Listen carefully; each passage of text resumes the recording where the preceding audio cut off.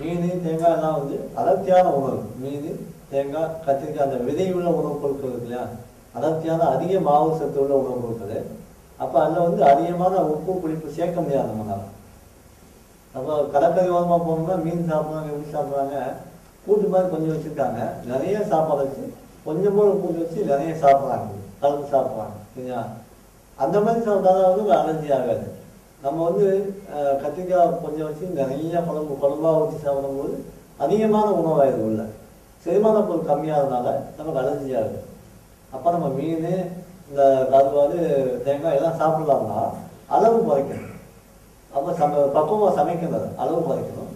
அதே நேரம் வந்து அதை சாப்பிடும்போது வந்து நல்லெண்ணெய் ஊற்றி சாப்பிடுங்க. இந்த அளவு கம்மியாக வச்சுக்கிட்டு நல்லெண்ணெய் ஊற்றி சாப்பிடுங்க. மற்றபடி எந்த காரணம் வந்து ஃபிஷ்ஷோ இந்த மட்டன் சிக்கன் எது சாப்பிட்டாலும் ஃப்ரைடாக சாப்பிடுங்க, இதை வறுத்து சாப்பிடுங்க. வேக வச்சு குழம்பா சாப்பிட தேவையில்லை.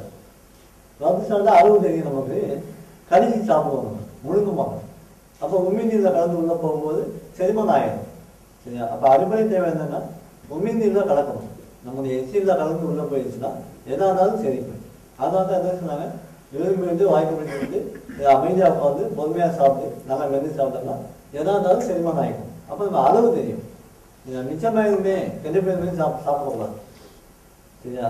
அவசரமாக சாப்பிடக்கூடாது, முழுங்கிடக்கூடாது. நல்லா மென்று நிதானமாக சாப்பிட்டோம்னா நமக்கே அளவு தெரியும். அது எந்த விதமான அலர்ஜியும் ஏற்படுத்தாது சரிங்களா.